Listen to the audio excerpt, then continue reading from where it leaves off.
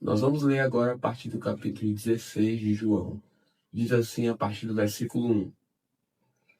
Falo essas coisas para que vocês não se escandalizem. Eles expulsarão vocês das sinagogas, e até chegará a hora em que todo aquele que os matar pensará que, com isso, está prestando culto a Deus. Isso farão porque não conhecem o Pai nem a mim. Mas estou falando essas coisas para que, quando chegar a hora, vocês se lembrem de que eu já tinha dito isto para vocês. Agora o contexto é a obra do Espírito Santo. No final do versículo 4 e a partir do versículo 5 fala sobre isso. Eu não lhes falei isso desde o princípio porque eu estava com vocês, mas agora vou para junto daquele que me enviou e nenhum de vocês me pergunta: para onde o Senhor vai? Pelo contrário, porque eu lhes disse essas coisas, a tristeza encheu o coração de vocês. Mas eu lhes digo a verdade, é melhor para vocês que eu vá, porque se eu não for, o Consolador não virá para vocês. Mas se eu for, eu o enviarei a vocês. Quando ele vier, convencerá o mundo do pecado, da justiça e do juízo. Do pecado, porque eles não creem em mim. Da justiça, porque vou para o Pai e vocês não me verão mais. Do juízo, porque o príncipe deste mundo já está julgado. Tenho ainda muito para lhes dizer, mas vocês não o podem suportar agora. Porém, quando vier o Espírito da verdade, ele os guiará em toda a verdade. Ele não falará por si mesmo, mas dirá tudo o que ouvir e anunciará a vocês as coisas que estão para acontecer. Ele me glorificará porque vai receber do que é meu e anunciará isso a vocês. Tudo que o Pai tem é meu. Por isso eu disse que o Espírito vai receber do que é meu e anunciar isso a vocês. A partir do versículo 13, o contexto é: a tristeza se transformará em alegria. Um pouco e vocês não me verão mais. Outra vez um pouco e me verão de novo. Então alguns dos seus discípulos disseram uns aos outros: que veio a ser isto que ele está nos dizendo? Um pouco e vocês não me verão mais, e outra vez um pouco e me verão de novo. E vou para o Pai? E diziam: que vem a ser esse um pouco? Não compreendemos o que ele está dizendo. Jesus, percebendo que queriam lhe fazer perguntas, disse: vocês estão discutindo a respeito disto que eu acabo de falar. Um pouco e vocês não me verão mais. E outra vez um pouco e me verão de novo? Em verdade, lhes digo que vocês vão chorar e se lamentar, mas o mundo se alegrará. Vocês ficarão tristes, mas a tristeza de vocês se transformará em alegria. A mulher, quando está para dar à luz, fica triste, porque chegou a sua hora. Mas depois de nascida a criança, já não se lembra da aflição pela alegria de ter trazido alguém ao mundo. Assim também agora vocês estão tristes, mas eu os verei outra vez e o coração de vocês ficará cheio de alegria e ninguém poderá tirar essa alegria de vocês. Naquele dia vocês não me perguntarão nada. Em verdade lhes digo, se pedirem ao Pai alguma coisa em meu nome, ele lhes concederá. Até agora vocês não pediram nada em meu nome. Peçam e receberão, para que a alegria de vocês seja completa. A partir do versículo 25, o contexto são palavras de despedida. Essas coisas eu falei a vocês por meio de figuras. Vem a hora em que não falarei mais por meio de figuras, mas falarei a vocês claramente a respeito do Pai. Naquele dia vocês pedirão em meu nome, e não lhes digo que pedirei ao Pai em favor de vocês, porque o próprio Pai os ama, visto que vocês me amam e creem que eu vim da parte de Deus. Vim do Pai e entrei no mundo, mas agora deixo o mundo e vou para o Pai. Então os seus discípulos disseram: agora o Senhor fala claramente e não emprega nenhuma figura. Agora vemos que o Senhor sabe todas as coisas e não precisa que alguém lhe pergunte. Por isso cremos que o Senhor veio de Deus. Jesus respondeu: Vocês creem agora? Eis que vem a hora, e já chegou, em que vocês serão dispersos, cada um para a sua casa, e vocês me deixarão sozinho. Mas não estou sozinho, porque o Pai está comigo. Falei essas coisas para que em mim vocês tenham paz. No mundo vocês passam por aflições, mas tenham coragem. Eu venci o mundo.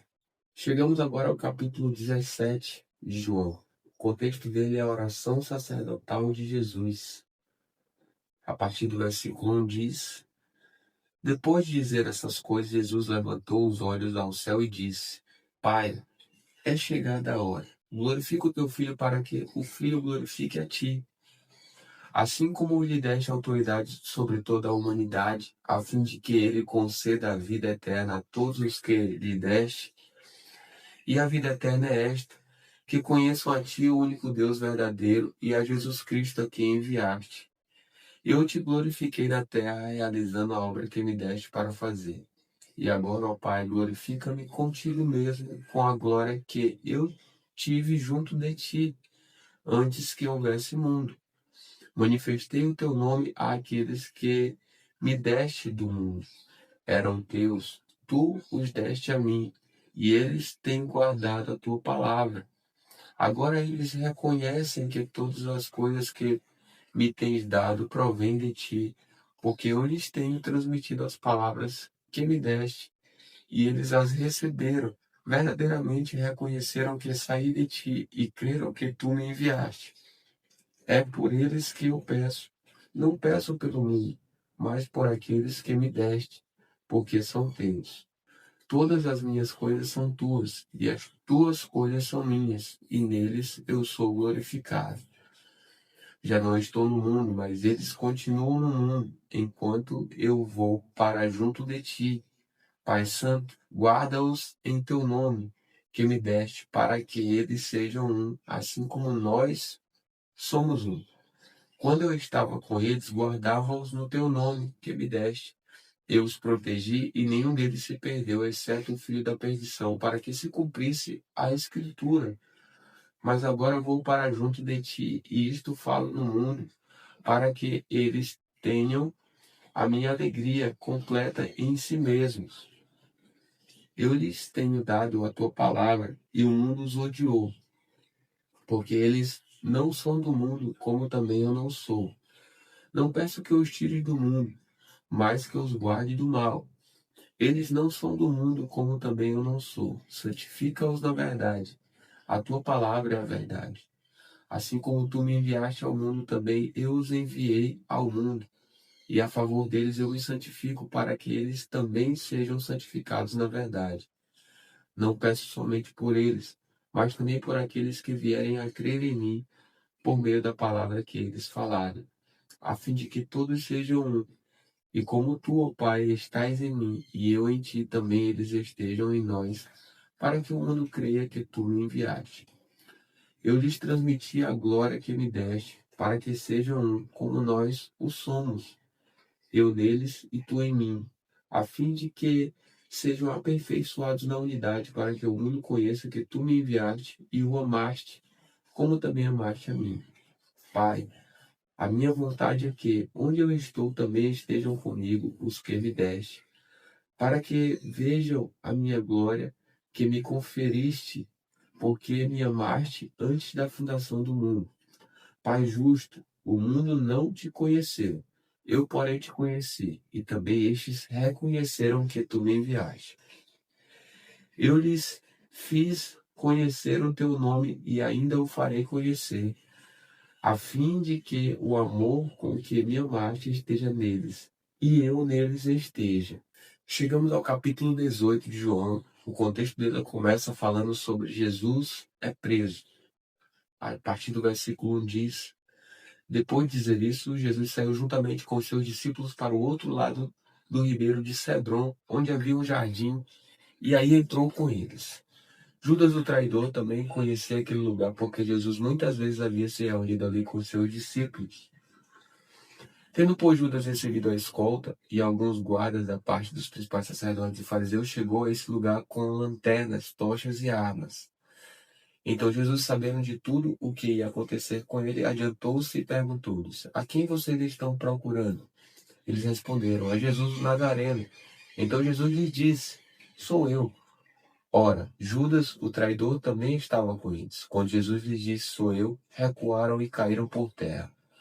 Jesus de novo lhes perguntou: A quem vocês estão procurando? Responderam: A Jesus o Nazareno. Então Jesus disse: Já lhes falei que sou eu. Se é a mim que vocês estão procurando, deixem que estes vão embora. Ele disse isso para se cumprir a palavra que tinha dito anteriormente: Não perdi nenhum dos que me deste. Então Simão Pedro puxou a espada que trazia e feriu o servo do sumo sacerdote, cortando-lhe a orelha direita. O nome do servo era Malco. Mas Jesus disse a Pedro: Guarde a espada na bainha. Por acaso não beberei o cálice que meu pai me deu? A partir do versículo 12, o contexto é Jesus diante de Anás. Assim a escolta, o comandante e os guardas dos judeus prenderam Jesus e o amarraram. Então o levaram primeiramente a Anás, sogro de Caifás, sumo sacerdote naquele ano. Ora, Caifás era quem havia declarado aos judeus ser conveniente morrer um homem pelo povo. A partir do versículo 15, o contexto é Pedro nega Jesus. Diz assim: Simão Pedro e outro discípulo seguiam Jesus. Esse discípulo era conhecido do sumo sacerdote e por isso conseguiu entrar no pátio da casa deste com Jesus. Pedro, porém, ficou de fora, junto à porta. O outro discípulo, que era conhecido do sumo sacerdote, saiu, falou com a empregada da porta e levou Pedro para dentro. Então a empregada encarregada da porta perguntou a Pedro: Você também não é um dos discípulos desse homem? Ele respondeu: Não, não sou. Os servos e os guardas estavam ali, tendo acendido uma fogueira por causa do frio, e se aqueciam. Pedro estava no meio deles, aquecendo-se também. Agora o contexto é Anás interroga Jesus, a partir do versículo 19. Então o sumo sacerdote interrogou Jesus a respeito dos seus discípulos e da sua doutrina. Jesus lhe respondeu: Eu tenho falado francamente ao mundo. Sempre ensinei tanto nas sinagogas como no templo, onde todos os judeus se reúnem. E não disse nada em segredo, porque o Senhor está perguntando para mim. Pergunte aos que ouviram o que lhes falei, eles sabem muito bem o que eu disse. Quando Jesus disse isto, um dos guardas que estavam ali deu-lhe uma bofetada, dizendo: É assim que você fala com o sumo sacerdote? Jesus lhe respondeu: Se falei mal, dê testemunho do mal. Mas se falei bem, por que você está me batendo? Então Anás o enviou, amarrado à presença de Caifás, o sumo sacerdote. A partir do versículo 25, o contexto é, de novo, Pedro nega Jesus. Diz assim: Simão Pedro estava em pé, aquecendo-se. Então lhe perguntaram: Você também não é um dos discípulos dele? Ele negou e disse: Não, não sou. Um dos servos do sumo sacerdote, parente daquele a quem Pedro tinha decepado a orelha, perguntou: Não é verdade que eu vi você no jardim com ele? De novo Pedro negou, e no mesmo instante o galo cantou. Agora, a partir do versículo 28, o contexto é Jesus diante de Pilatos. Depois, levaram Jesus na casa de Caifás para o pretório. Era cedo de manhã. Eles não entraram no pretório para não se contaminarem, pois somente assim poderiam comer a Páscoa. Então Pilatos saiu para falar com eles e perguntou: Que acusação vocês trazem contra este homem? Eles responderam: Se este não fosse malfeitor, não o teríamos entregue ao Senhor. Então Pilatos disse: Leve-no daqui e julgue-no segundo a lei de vocês. Ao que os judeus responderam: Não nos é lícito matar ninguém. Isso aconteceu para que se cumprisse a palavra de Jesus, significando com que tipo de morte estava para morrer. Pilatos entrou novamente no pretório, chamou Jesus e lhe perguntou: Você é o rei dos judeus? Jesus respondeu: Esta pergunta vem do Senhor mesmo ou foram outros que lhe falaram a meu respeito? Pilatos respondeu: Por acaso sou judeu? A sua própria gente e os principais sacerdotes é quem o entregaram a mim. Que foi que você fez? Jesus respondeu: O meu reino não é deste mundo. Se o meu reino fosse deste mundo, os meus ministros se empenhariam por mim para que eu não fosse entregue aos judeus. Mas agora o meu reino não é daqui. Pilatos perguntou: Então você é rei? Jesus respondeu: O Senhor está dizendo que sou rei. Eu para isso nasci e para isso vim ao mundo, a fim de dar testemunho da verdade. Todo aquele que é da verdade ouve a minha voz. Pilatos perguntou: O que é a verdade? Agora Jesus é condenado à morte. A partir do versículo 39, antes do 39, aí, a partir do 38, diz assim: Depois de dizer isto, Pilatos voltou aos judeus e lhes disse: Eu não acho nele crime algum. Mas é costume entre vocês que eu solte alguém por ocasião da Páscoa. Vocês querem que eu lhe solte o rei dos judeus? Então todos gritaram novamente: Não este, mas Barrabás. Ora, Barrabás era salteador. Chegamos ao capítulo 19 de João, e a partir do versículo 1 diz assim: Por isso Pilatos tomou Jesus e mandou açoitá-lo. Os soldados teceram uma coroa de espinho e a puseram na cabeça de Jesus. Também o vestiram com um manto de púrpura. Chegavam-se a ele e diziam: Salve, rei dos judeus! E davam-lhe bofetadas. Pilatos saiu outra vez e disse aos judeus: Eis que eu o apresento a vocês para que saibam que não encontro nele crime algum. Então Jesus saiu, trazendo a coroa de espinhos e o manto de púrpura. E Pilatos lhes disse: Eis o homem.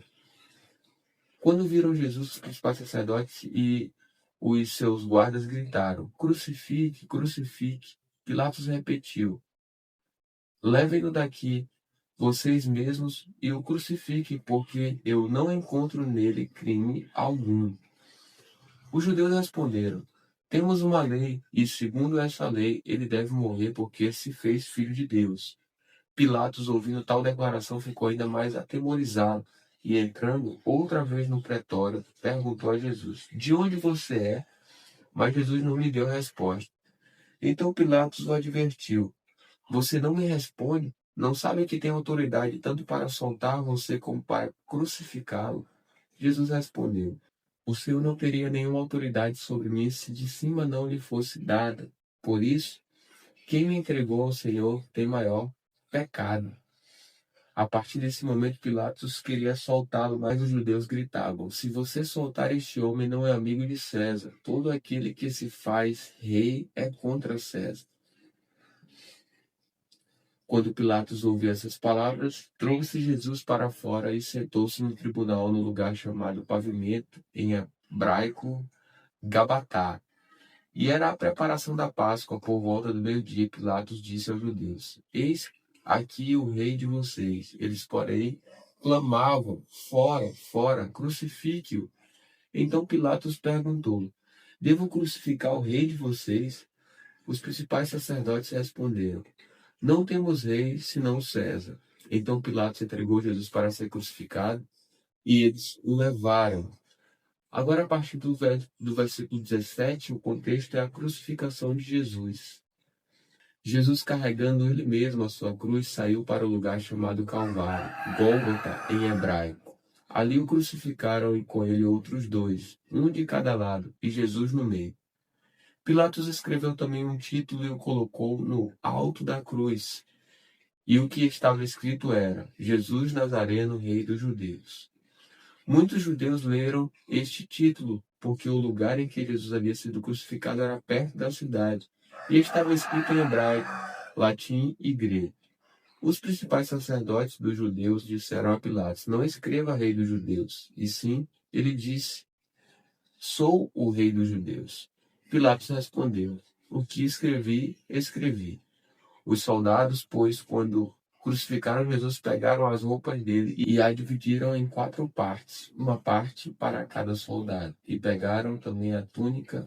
A túnica, porém, era sem costura, toda tecida de alto a baixo. Por isso os soldados disseram uns aos outros: não a rasguemos, mas vamos tirar a sorte para ver quem ficará com ela.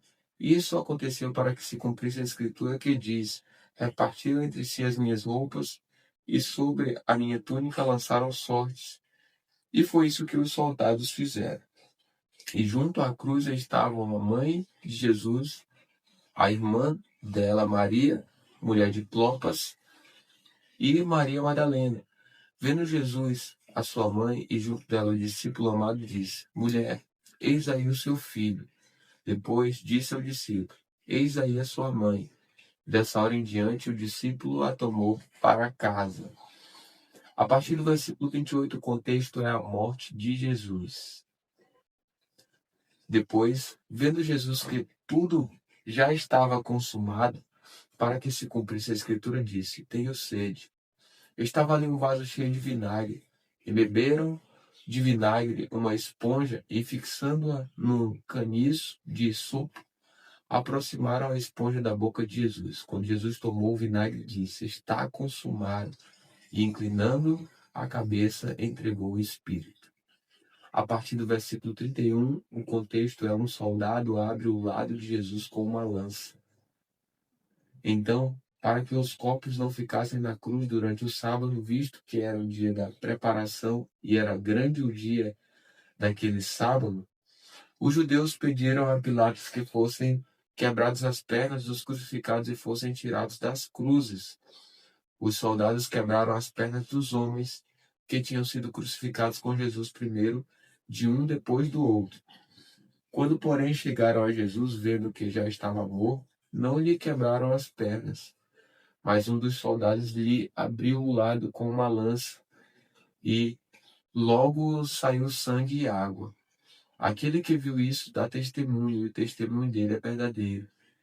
E ele sabe que diz a verdade, para que também vocês creiam. E isso aconteceu para que se cumprisse a escritura: nenhum dos seus ossos será quebrado. E outra vez diz a escritura: olharão para aquele a quem traspassaram. A partir do versículo 38, o contexto é o sepultamento de Jesus. Depois disso, José de Arimateia, que era discípulo de Jesus, ainda que em segredo, porque tinha medo dos judeus, pediu a Pilatos permissão para tirar o corpo de Jesus, e Pilatos deu permissão. Então José de Arimateia foi e retirou o corpo de Jesus. E Nicodemos, aquele que anteriormente tinha ido falar com Jesus à noite, também foi, levando cerca de 35 quilos de um composto de mirra e aloés. Tomaram, pois, o corpo de Jesus e o envolveram em lençóis com os óleos aromáticos, como é costume entre os judeus na preparação para o sepultamento. No lugar onde Jesus foi crucificado havia um jardim. Neste jardim havia um túmulo novo, no qual ninguém ainda tinha sido colocado. Ali, por causa da preparação dos judeus e porque o túmulo ficara perto, colocaram o corpo de Jesus.